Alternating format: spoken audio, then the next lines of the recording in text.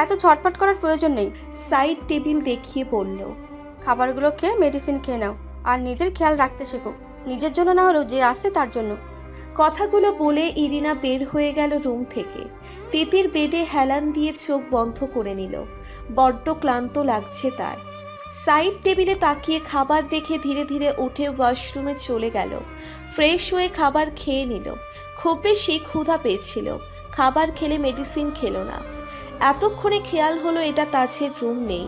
সেটা বুঝতে পেরে স্বস্তির নিঃশ্বাস ফেলল। আজ অন্তত একটু ঘুমোনো যাবে। তিতির কিছু না ভেবে চুপচাপ শুয়ে পড়ল। ফজরের আজানে ঘুম ভাঙল তিতিরের। কয়েকদিনের ঝামেলায় ঠিকঠাক নামাজও পড়া হয়নি। অজু করে এসে নামাজ পড়ে নিয়ে ব্যালকনিতে গিয়ে দাঁড়ালো। সকালের সতেজ বাতাসে মনটা একটু শান্ত হলো। সকালের ব্রেকফাস্ট তিতিরের রুমে দিয়ে গেল এক সার্ভেন্ট। তিতিরও চুপচাপ খেয়ে নিল। 10টার দিকে রুম থেকে বেরিয়ে অনেকটা ইতস্তত হয়ে তাজের রুমের দিকে গেল। গতকালের ড্রেসটাই এখনো পরে আছে সে। মূলত একটা ড্রেস নিতেই তাজের রুমে আসা। দরজায় নক করে সারা শব্দ না পেয়ে রুমে গিয়ে দেখল তাজ নেই। একটা স্বস্তির নিঃশ্বাস ফেলে কাবার্ড থেকে একটা ড্রেস নিয়ে দ্রুত বের হয়ে গেল তাজের রুম থেকে। গত রাতে যে রুমে ছিল সেখানে গিয়ে শাওয়ার নিয়ে রেডি হলো। তিতির ঠিক করেছে আজই সে মৌয়ের সাথে দেখা করতে যাবে। রেডি হয়ে বের হতেই ড্রয়িং রুমে ইরিনার সামনে পড়ল। ইরিনা গম্ভীর গলায় বলল, কোথায় যাচ্ছ? তিতির নিচু গলায় বলল, আমার একটু কাজ ছিল বাইরে, বেশি সময় লাগবে না, তাড়াতাড়ি চলে আসবো। ইরিনা শান্ত দৃষ্টিতে কিছুটা সময় তাকিয়ে রইল তিতিরের দিকে, তবে আর কিছু বলল না। এদিকে তিতির কনফিউজড, সে যাবে কি যাবে না। কিছু সময় পর ইরিনা গম্ভীর গলায় বলল, তাজ ফেরার আগে যেন তোমাকে বাসায় দেখি আমি। তিতির মাথা নাড়িয়ে বের হয়ে গেল বাসা থেকে। মুখ ফসকে মুখে মাস্ক পরে গেটের বাইরে এসে একটা রিক্সা ডেকে তাতে উঠে পড়ল। উদ্দেশ্য মৌয়ের বাসা। তারপর নিচের ফ্ল্যাটে গিয়ে নিজের প্রয়োজনীয় কিছু জিনিসপত্র আনতে হবে। তার জানা নেই খানভিলায় আর কতদিন থাকতে হবে তাকে। কলিং বেল বাজাতে গিয়েও তিতির হাত সরিয়ে নিচ্ছে বারবার। তাকে দেখেই পরিবারের সবার কেমন রিয়াকশন হবে সেটা ভাবতেই ঘাম ছুটে যাচ্ছে। কিন্তু মৌয়ের সাথে কথা বলা যে খুব বেশি প্রয়োজন তার। অনেকটা সাহস নিয়ে কলিং বেল বাজালো তিতির। কিছুক্ষণ পর দরজা খুলে দিল মৌয়ের মা রেহেনা। তিতিরকে দেখে তেলে বেগুনে জ্বলে উঠে পড়ল। এই মেয়ে, তুমি এখানে কি করছো? আমার মেয়ের জীবনটা নরক করে শান্তি হয়নি তোমার? আবার কি ধ্বংস করতে এসেছো এখানে? তিতির ভীত গলায় বলল। আমি মৌ আপুর সাথে একটু কথা বলতে চাই। রেহেনা অনেক রেগে গেল। তুমি এখনই এখান থেকে না গেলে খুব খারাপ হয়ে যাবে। কারুর সাথে কথা হবে না তোমার, যাও এখান থেকে।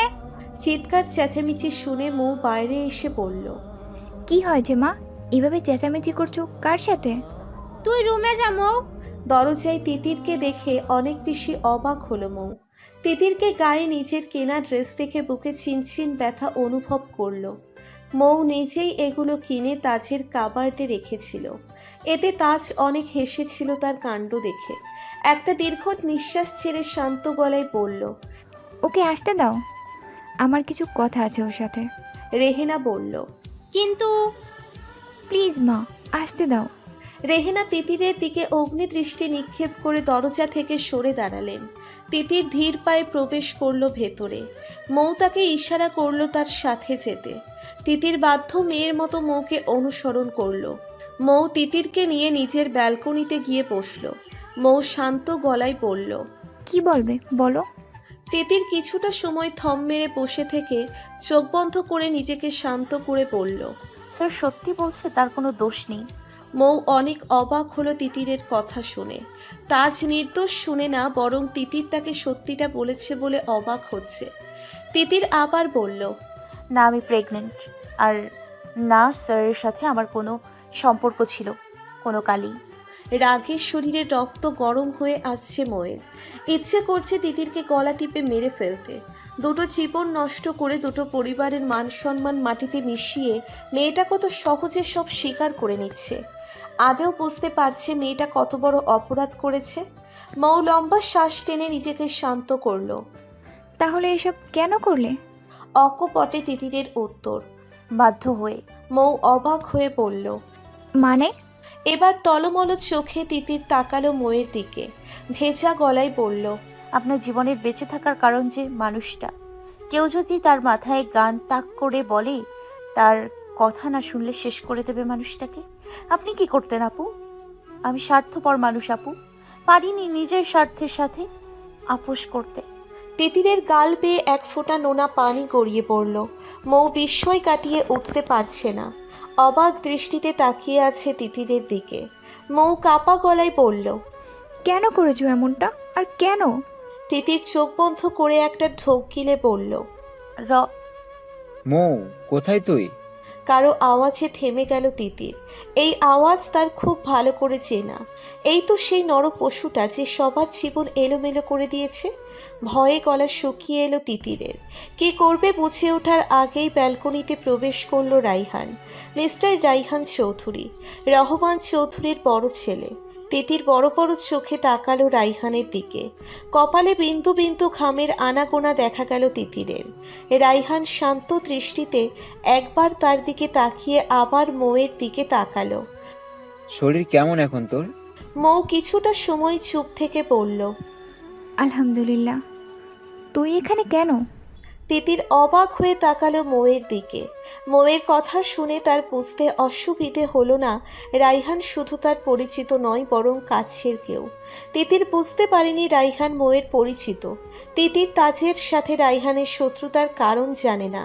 তিতির ভাবতেও পারেনি রাইহান মৌয়ের পরিচিত কেউ। রাইহান তিতিরের দিকে তাকিয়ে শান্ত আর স্বাভাবিক গলায় বলল, মেয়েটা কে? রাইহানের শান্ত গলায়ও ভয়ে কেঁপে উঠল তিতির। মৌ বলল, আমার পরিচিত একজন। তিতির হঠাৎ বলে উঠল। আজ আমি আসি আপু। মৌ বলল।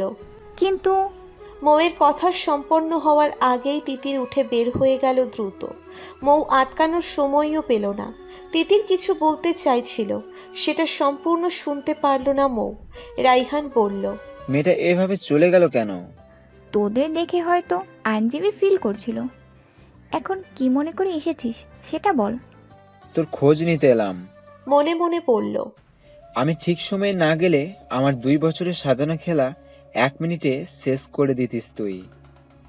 এমন একটা কাজের শাস্তি তো তোকে পেতেই হবে তিতির। একটা চেয়ারে হাত পা বাঁধা অবস্থায় সেন্সলেস হয়ে আছে ডক্টর রাজীব হোসেন। তার ঠিক সামনে বসে আছে তাজ। এসব করতে তার মোটেও ভালো লাগছে না। পর্দায় অ্যাকশন মুভি করলেও বাস্তব জীবনে যতটা সম্ভব এড়িয়ে চলার চেষ্টা করে সব ঝামেলা, কিন্তু পরিস্থিতি তাকে এসব করতে বাধ্য করছে।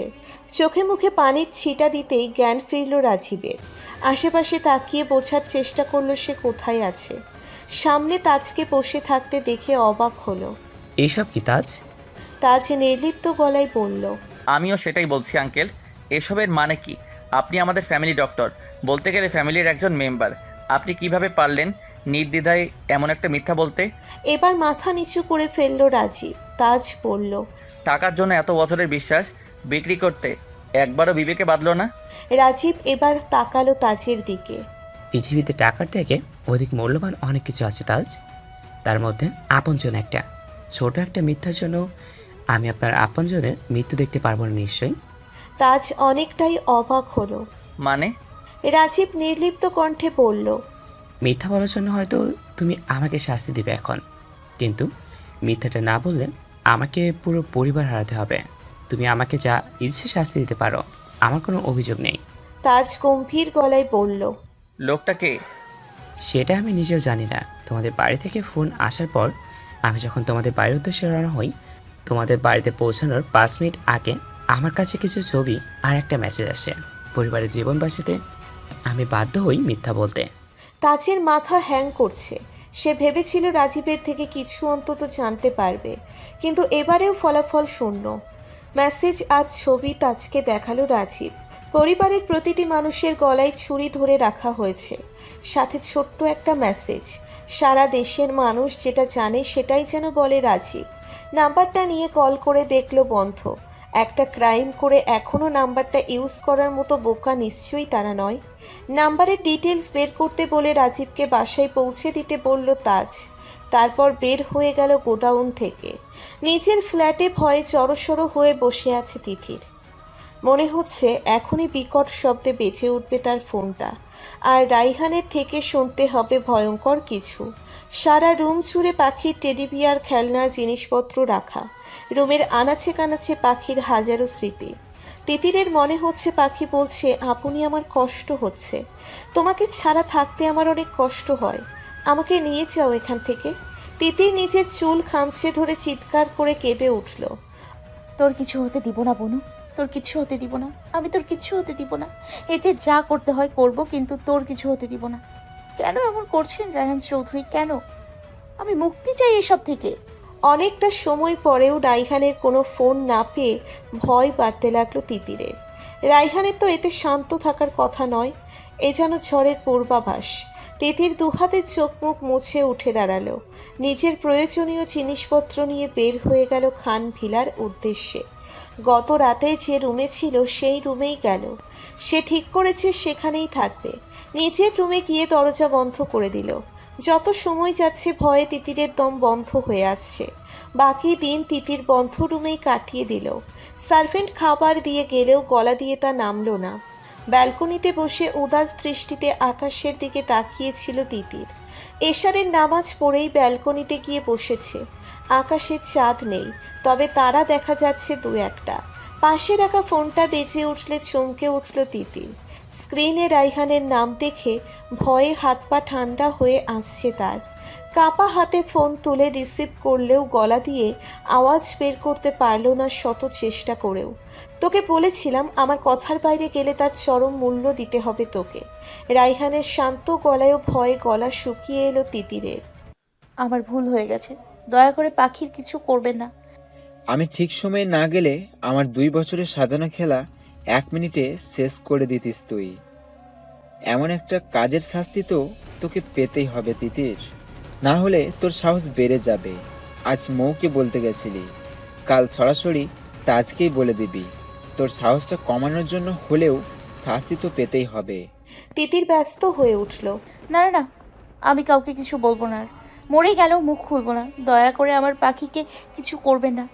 রাইহান উচ্চস্বরে হেসে বলল, বড্ড দেরি হয়ে গেল রে বোনটি, আমি তো যা করার করে ফেলেছি। তিতিরের কলিজা কেঁপে উঠল রাইহানের কথা শুনে। কি করেছেন আপনি? ওয়েট, এখনই দেখাচ্ছি। তিতিরের ফোনে একটা ভিডিও সেন্ড করে দিল রাইহান। Enjoy the video. তিতির কাপা হাতে ভিডিও ওপেন করে চিৎকার করে কেঁদে উঠল। পাখি? পাখির হাত থেকে টপ টপ করে রক্ত পড়ছে।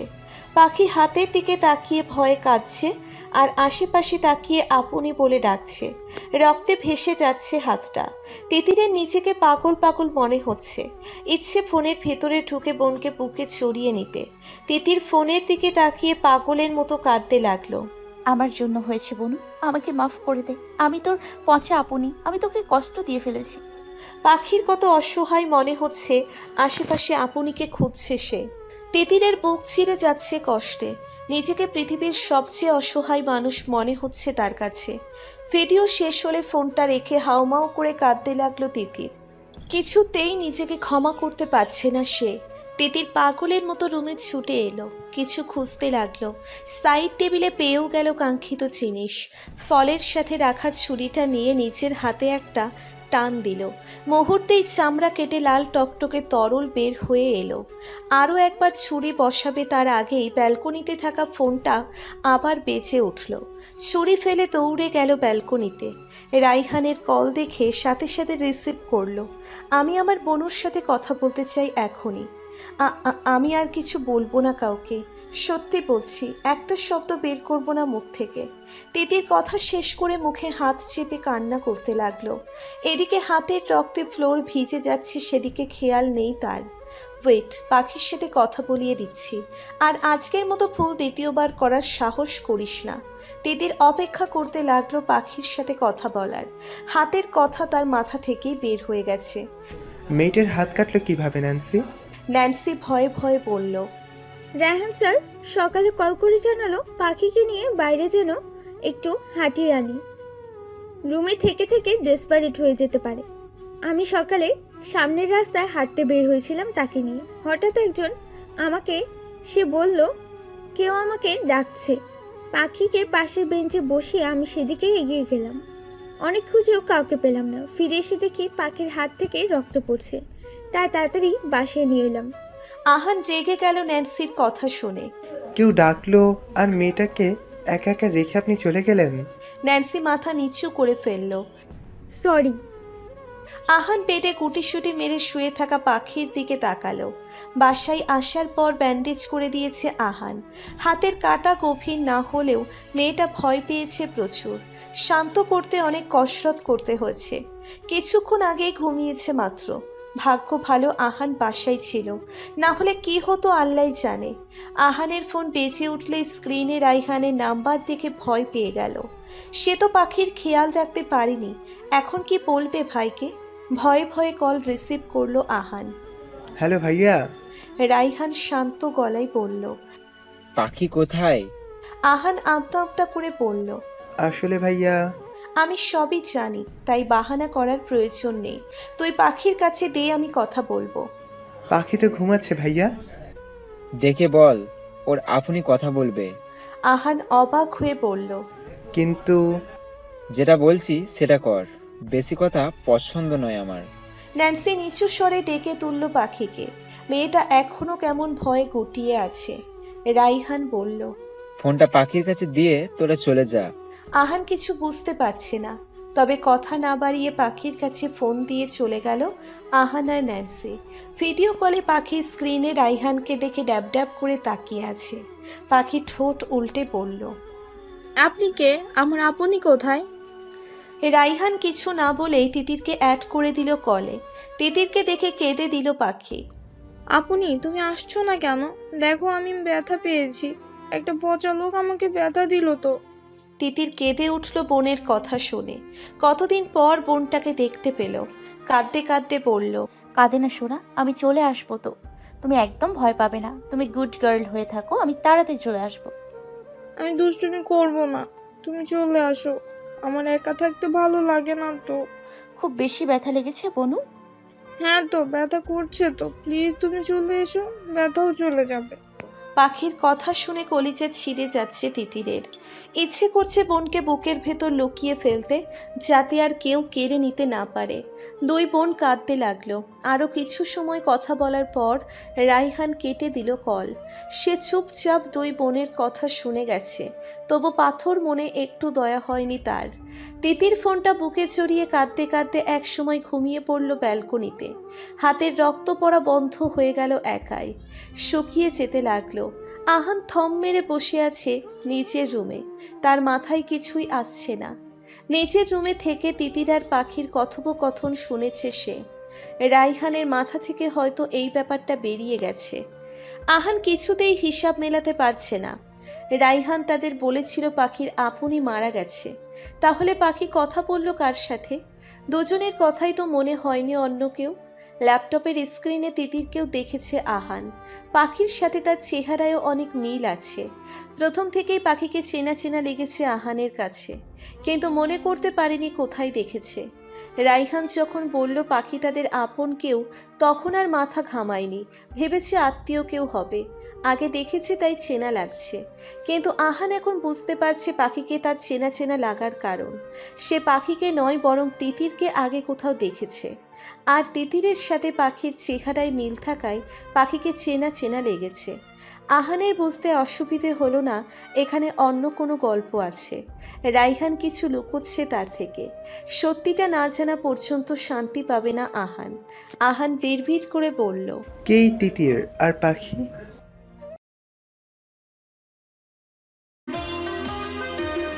গা কাঁপিয়ে জ্বর এসেছে পাখির। ন্যান্সি পাখির মাথায় জলপট্টি দিচ্ছে।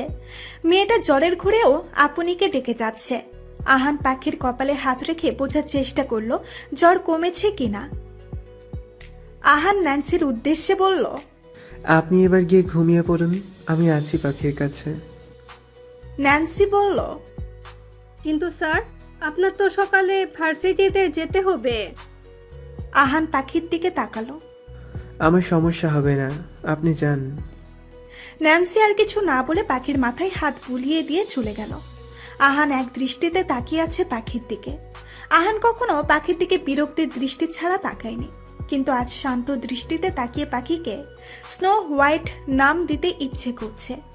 অনেক বছর আগে এই নামটা দিয়েছিল ছোট্ট একটা পুতুলকে। আজ মনে পড়ে যাচ্ছে তার কথা। ধপধপে ফর্সা মুখটাই রক্ত গোলাপের মতো রক্তবর্ণ ঠোঁট, কৃষ্ণবর্ণ লম্বা চুল। এক কথায় স্নো হোয়াইটকে যেন বাস্তবে দেখছে আহান। আহান বিড়বিড় করে বলল, কে তুমি? আমাকে যে সেটা জানতেই হবে। দুদিন যাবৎ ঘরবন্দি তিথির। তাকে কেউ বন্দি করে রাখেনি, সে নিজেই বের হয় না রুম থেকে। সার্ভেন্ট খাবার দিয়ে গেলে মন চাইলে খায়, আবার না চাইলে সেভাবেই পড়ে থাকে খাবারগুলো। তাস 2 দিন বাড়ি ফিরেনি। তার বাবা মা তার চিন্তায় অস্থির। মনে হয় ভুলেই গেছে বাড়িতে একটা মেয়ে। তিতির রায়হানকে কল দিল বেলকুনিতে গিয়ে। রায়হান রিসিভ করে বিরক্তি নিয়ে বলল, এতবার বিরক্ত করছিস কেন তিতির?